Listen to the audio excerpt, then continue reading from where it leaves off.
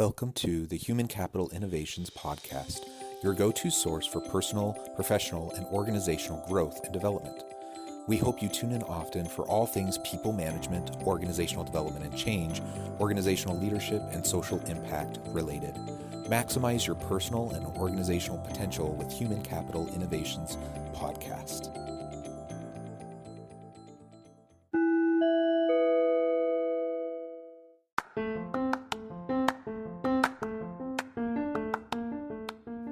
Welcome to the Human Capital Innovations Podcast. In this HCI podcast episode, I talk with Brett King about the disruption to labor markets from AI and the core skills needed to thrive in the 21st century.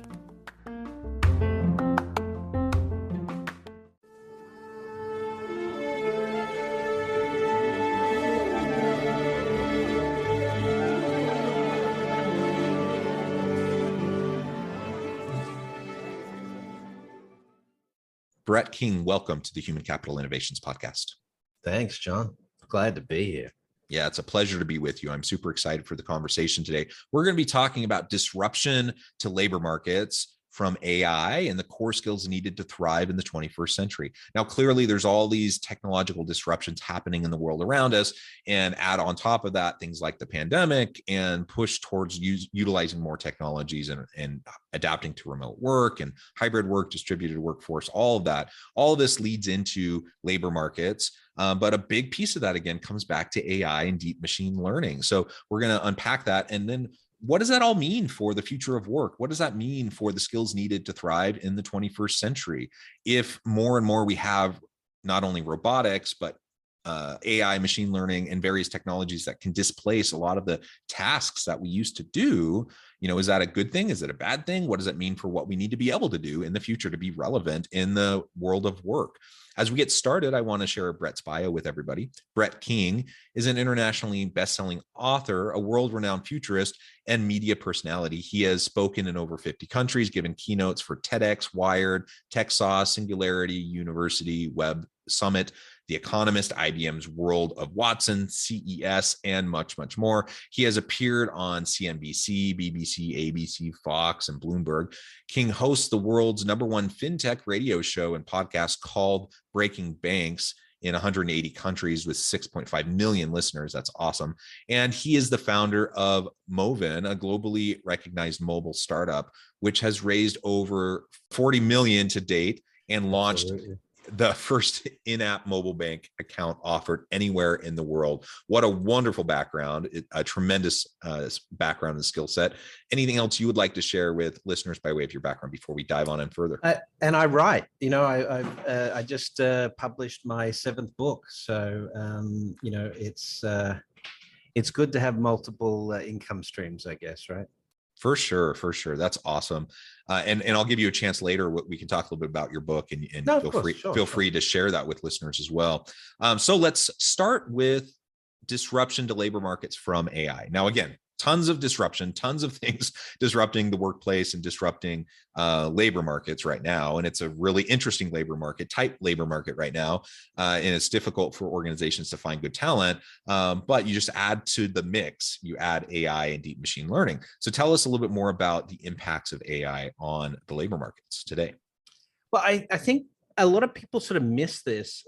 Technology has always changed the nature of employment. So even the steam engine, it changed agriculture. If you look at the pre-industrial age, United States, like 75 to 80% of employment was agriculture based. Today, it's like 1.6%. And so that's happened because of technology. The combustion engine, steam engine initially, then the combustion engine, and then various technologies associated with that. So it's not unusual to be talking about the fact that technology will disrupt. But in terms of AI, the big shift there is that, when we look at core economics and the way we think about human capital in core economics, since 1776 with Wealth of Nations from Adam Smith, the assumption has always been that if demand for a product or service increases, the way you create supply is putting more labor into the process. Yes, you need more raw materials and so forth as well, but human capital is a core component to that. What AI is attempting to do is take the human component out of a number of core processes in our economy when it comes to that supply and demand curve. And so, if you look at the purpose of AI's purpose is really to eliminate humans from the workforce in terms of the typical view of work. Now, that doesn't necessarily mean that work disappears, but it does mean that work has the potential to change significantly. What we will remove is humans acting like robots, humans doing repeatable processes, tasks and things that, we can train robots for. So this then leads us to seeing human capital in respect to labor markets very differently. It has to be much more creative aligned, it has to be working with technology, but the potential for work itself to change is pretty significant. And so, I'm sure we're going to get into that. Yeah, absolutely. Well said. And as you mentioned, I mean, technology is always disrupted. People talk about how we're in the fourth stage, the fourth wave of the Industrial Revolution, right?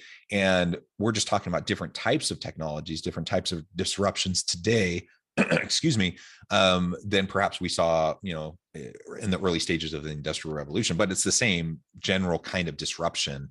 And I like how you distinguish, though, how AI can, in large part, displace human beings in a lot of the types of work. But it's the type of work that, frankly, I mean, do I really want to be doing it in the first place? This is really the key point, right? Yeah. Is that yeah, sorry. Go for it. No. So I think when I talk about disruption of labor markets and disruption of work by AI, a lot of people, get very perturbed about that. And they, there's a lot of debate that goes on about, is AI really going to destroy jobs and so forth? Look, the reality is it's already destroying jobs. And so if you extend that curve as AI gets better, then it's obviously that the breadth of the jobs that it disrupts is going to be broader. But that leads us to the fact that, as you've rightly identified, a lot of work that people do today is not necessarily very meaningful. It's work that puts money on the table. It enables us to put a roof over our head and so forth, but, it's not necessarily things that we are passionate about and so forth. This is where I think AI's true benefit to human society, and it's a very philosophical approach, is that the nature of work must adapt. So in the future, if AI has, displaced 80% of work, that humans do today, and that by the end of this century, that's where we sort of predict it to be. Certainly by the 2040s, it's going to be about half of the jobs that we currently have. Now, a lot of new jobs are going to be created, robot psychologists, robot repairmen, all these sort of things. But ultimately, what we're going to have to grapple with is that supply and demand curve. Humans are not going to be critical to those core economics. Now, that's going to create incredible wealth. Highly automated societies are going to be incredibly wealthy. And that wealth can be deployed in terms of basic services, things like universal basic income and so forth. And when we've got that, core wealth in society created by highly autonomous economies, that enables us to choose what we want to do. Right. And so, if you've got a UBI structure, which most entrepreneurs talk about as a necessary outcome of highly automated societies, then you can work at what you're passionate about. You can work at things that really make a difference. And so when we looked at 72 UBI trials globally when we were doing research for our new book. And, the one thing that emerges out of that is what you get a lot of criticism from on conservative fronts is that if you give people stimulus payments or UBI and things like that, they aren't incentivized to work. Actually, the trials that we've seen bore out exactly the opposite. So you have a higher rate of entrepreneurship where people create their own businesses at 2 or 3 times the normal rate of society when they have UBI in the mix. People get a lot more involved in community action and things that can impact people around them. So, automation and AI like this combined with UBI or something like it is really going to create this ability for us to change the role of work in society, where it's something we're really passionate about that really is going to make a difference rather than something that puts food on the table. Yeah, I love it. I completely agree with everything you just said. That's kind of the common thing, dialogue that I often share with people as well. Will AI, machine learning, robotics, other forms of disruptive technologies displace some types of tasks and even some whole jobs, even some careers? Yes, it will. But is it the type of work we want to be doing in the first place? Exactly. For most people, the answer is no. And there will always be opportunity for human beings to do meaningful, creative work. It's going to unlock new possibilities, new opportunities in many ways that we haven't even conceived of yet. And that's super exciting to me. And I think about just, the work that I do. I do things like this podcast. I do a lot of the same things you do, actually. I write and I do consulting work. I do speaking, but I'm a university professor. And that's really kind of my bread and butter. That's my main gig. And then I do all these other things on the side. And just my role as a university professor over the last 10 years has changed quite dramatically. And when I first, came out of grad school, I got my PhD and I go and I'm teaching my first classes, I'm having students literally hand and paper assignments. And then I'm like using a red pen, marking it up, grading grammar and doing all that kind of stuff. And grading is like the worst. I did my stint as an adjunct for a couple of different universities, so I'm absolutely familiar with it, John. Yeah, grading's not really why most people like teaching, or if people become professors, they want to do research, they want to teach, they want to mentor students, do those sorts of meaningful things, and they don't want to spend a ton of time grading crummy papers. And if I am grading papers, I want to spend most of my time on the conceptual ideas of the students and helping them to further thinking, not wasting time on comma placement and those sorts of things. And what has happened in the last 10, 15 years? There's technology that does that. So my students don't turn in a paper, like a physical printed paper anymore. They upload it to a learning management system, and it then goes through various technologies to check for things like plagiarism, but also to give them feedback on their grammar and their spelling and their usage, those sorts of things. So they get all that feedback back almost instantaneously. And then the grading that I do is largely content-based, conceptual, idea-based, and helping them think through things. And I can do much more interesting types of assignments as well with the technologies that are around, so that the time that I spend as an instructor, as a professor at the university, in my full-time job, it's largely as a coach, as a mentor, as a facilitator, and a curator of knowledge and information for the students, to prepare them with the skills necessary to be successful in the future of work and their future careers. And that is exciting to me. And I would much rather spend my time doing those things than being essentially, a grader. And there are so many instructors and professors that still to this day spend a lot of their time doing those sorts of menial tasks. If we can get AI and other types of programs to do that, all the better. And that's just one little sliver of an example of the type of work that's been, the tasks that have been displaced. It just opens me up to so much more possibility and meaningful work. And I love it. There's two issues we're increasingly going to have to deal with that also have impact here.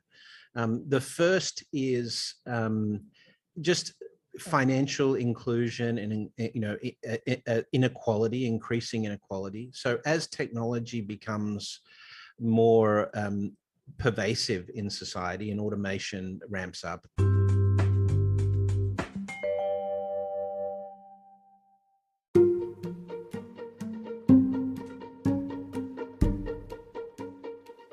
Welcome to the Human Capital Innovations Academy, courses, micro-credentials, and certificates to upskill and reskill for the future of work.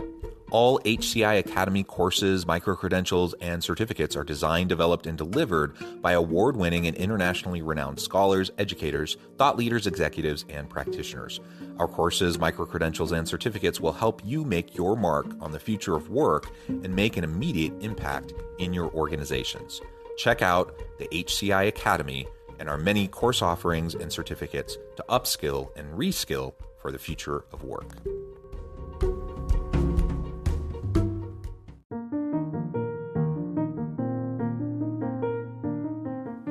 Check out our new weekly LinkedIn newsletter, Alchemizing Human Capital, exploring industry trends via original research and interviews with executives and thought leaders from across the globe. We look forward to having you join us.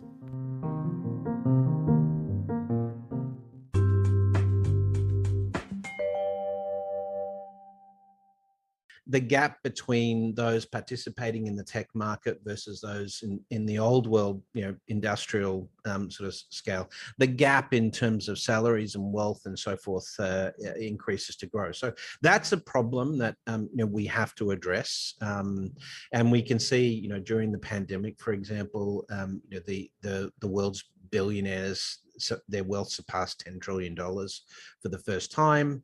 The richest Americans, their wealth increased by $1.6 trillion, meaning that the richest 0.1% of American society now own more than the bottom 90%. So that's an untenable situation, and automation could make that worse. So we have to figure out a mechanism for fixing that at an economics level. But the second piece, which is sort of we're going to throw in the mix here, is by the mid-2030s, climate mitigation and response to climate change is going to be a massive industry. By the 2050s, we're talking about potentially half of the world's GDP deployed on climate mitigation, particularly around sea level rise and crop failures and things like that. So you've got massive industrial employment opportunities coming from the climate side of things in the second half of the century. So you've got a lot of changes compressed into a fairly short period of time. The Industrial Revolution took really sort of 170 years or so to really sort of change society, from the birth of things like the steam engine to the end of the 20th century. This is going to happen over the space of 20 years, and so that's 20 to 30 years. So that rate of change is going to be intense. So I think it comes back to, a lot of this comes back to the fact that we're going to have to do some navel gazing as a society in terms of, what is it about our economies that's important? Is GDP growth core, or is the happiness and health of the populace, core? And if we look at the way we measure economies in the past, if you look at those measures that economists talk about, GDP, trade surpluses, full employment, and so forth, then the US is the most successful economy the world has ever seen. But if you say, does the economy cater for the core needs of the citizens? Access to education, access to healthcare, access to food and housing, all of those sort of things, then there's an argument to be made that the US is a demonstrable failure in that respect. I mean, the US has, more people living under the poverty line than Mexico, on a net basis.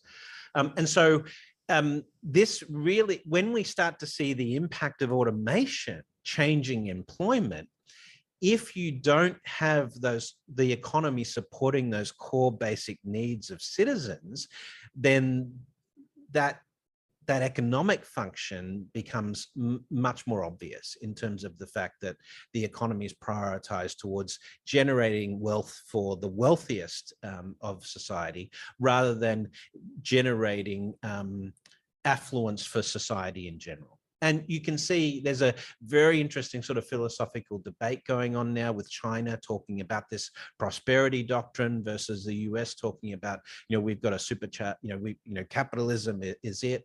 But we're starting to see sort of limitations in the core capitalist model because of AI and automation that we have to really sort of rethink. And it doesn't mean capitalism is going to disappear, but there's definitely economic reform in terms of inclusion that's more critical as you get more and more automation. I hope that's not too No, that's economic theory-ish. no, that's wonderful. That's wonderful. And I thought maybe we could double click on the UBI element for a minute, because I think that's super interesting. And my guess is it's not something that most of my listeners have thought all that much about. So universal basic income, in the last presidential election cycle, there was some talk about this. Right. Andrew Yang ran on it, right? Yeah, that was like his complete platform. Basically, it's a really compelling, freedom dividends, he called it. Yeah, it's brilliant branding, actually. It's an interesting argument.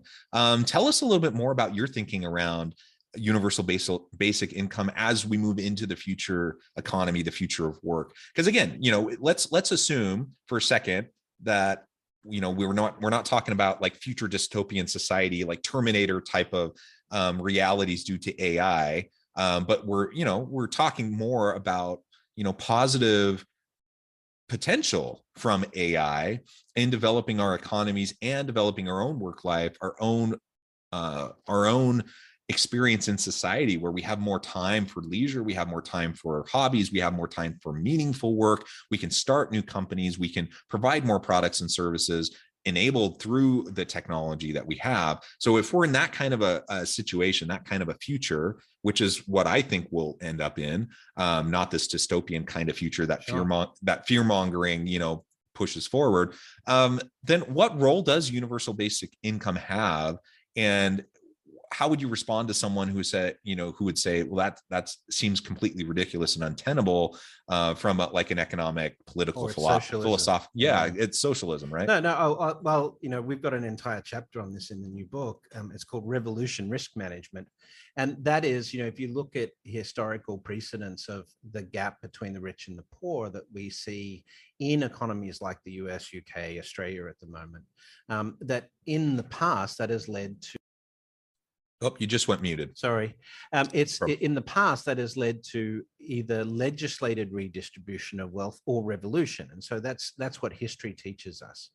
And so if we're going to deploy more and more AI, which the capital markets reward companies for doing because they get more profits out of those companies, then the market is going to generate less and less human jobs and more algorithm and AI based and or autonomous jobs or functions in the society, because that's productivity, core productivity in corporations. 9 of the 10 largest corporations in the world today are technology companies, and they employ far less people than the equivalent blue chip, industrial 20th century, leaders that had huge, human labor workforce. So that's the trajectory we're on. So then the question becomes, if you have all of these people that are displaced by automation, how do you deal with that? Well, you can retrain them for jobs that are now current. So STEM training and things like that becomes very critical. But in that transition of economies from industrial economies to highly automated 21st century economies, obviously you're going to have a lot of people that are put out of work. And so you need a safety net. So this is why we talk about a universal basic income. Everyone getting $1,500 or $2,000 a month, enough to live off, and things like healthcare and education provided free, to the economy because of the wealth that's created by the autonomy.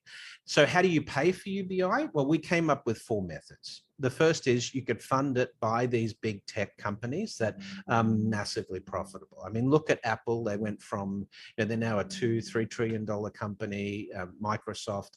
So the amount of wealth that these technology companies capture, that could partially, we could have something, for example, that every human you eliminate from the workforce, you now need to create a job program that provides them with, some future employment. So that would not necessarily be UBI, but it would be a job creation program supported by the wealth that's created by displacing humans, right?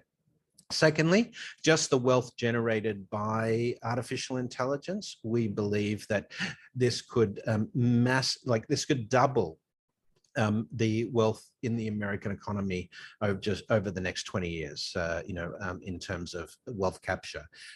We could create central bank digital currencies that we could use for universal basic income, sort of a secondary monetary supply in some respects.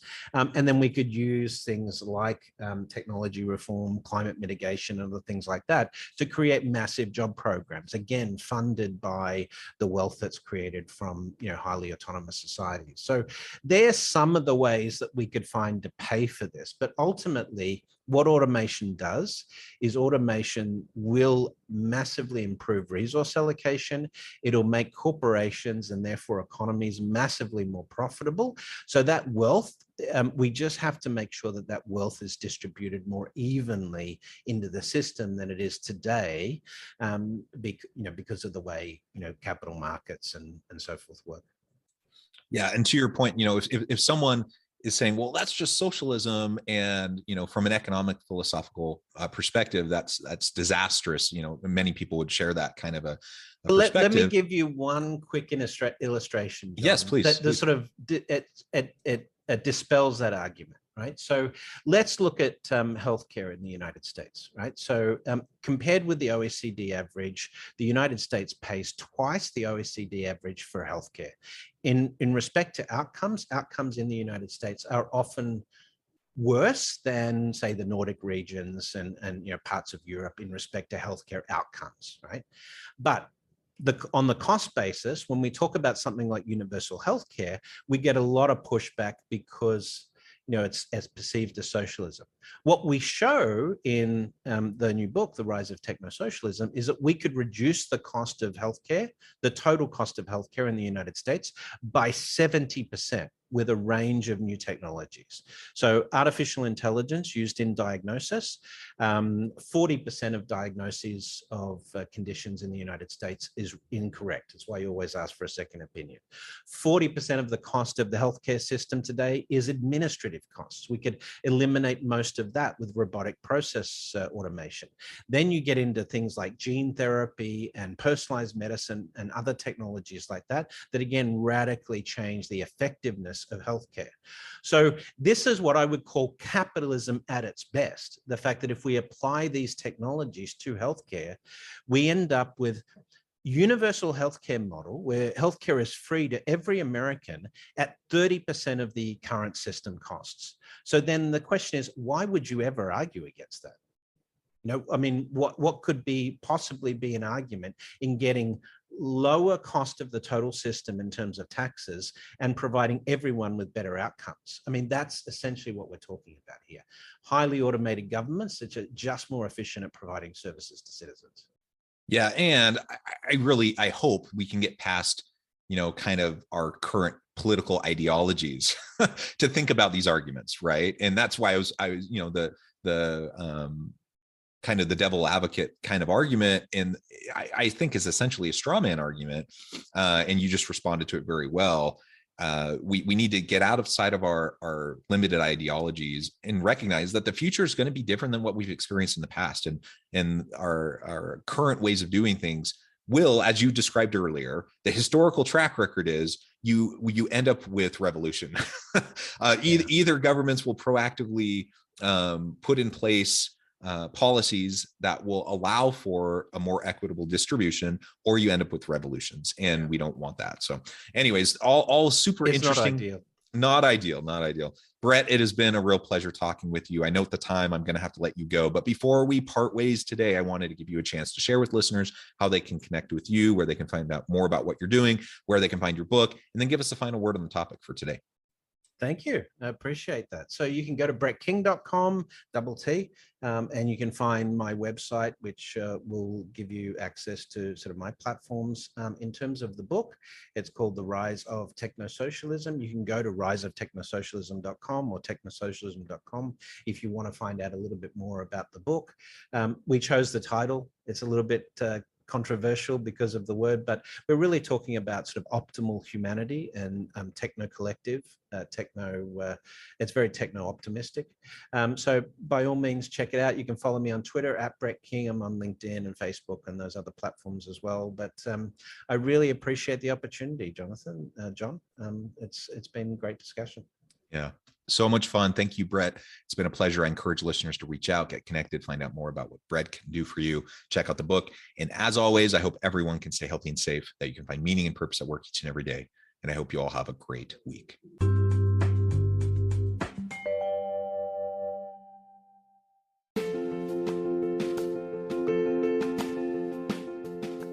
Bluer Than Indigo Leadership, the journey of becoming a truly remarkable leader.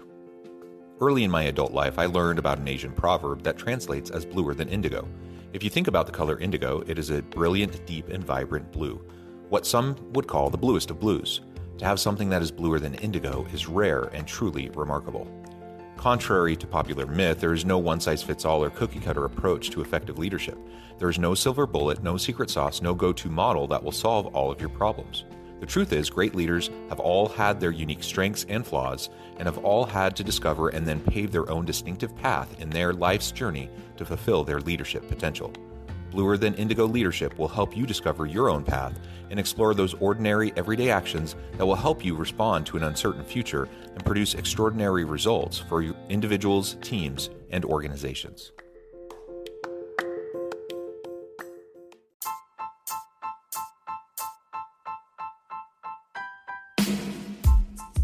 The alchemy of truly remarkable leadership. Ordinary, everyday actions that produce extraordinary results. Consider how the nature of work has shifted over the past 50 years. With increased globalization, rapid technological advancement, and the shift in economic composition, the average job of today looks very different than the average job of 50 years ago. What will the jobs and organizations of tomorrow look like? Moreover, what does this all mean for organizational leaders? What are the core competencies and capabilities of organizations and their leadership that are prepared for continued disruption and geopolitical and socioeconomic shifts? Regardless of what the future holds, increasingly, leaders need to be socially minded, data-driven, decisive, champions of talent, and disruptors of the traditional notions of leadership, teams, organizations, and work. The alchemy of truly remarkable leadership will help you to explore your own leadership competencies and capabilities and consider ways to apply and implement them into your workplace and personal life.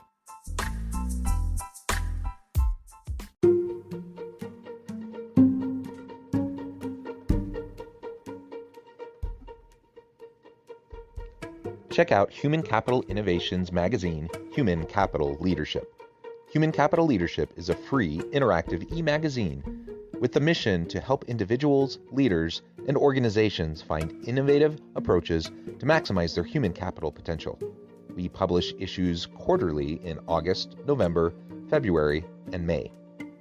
Take a look at the latest issue and let us know what you think.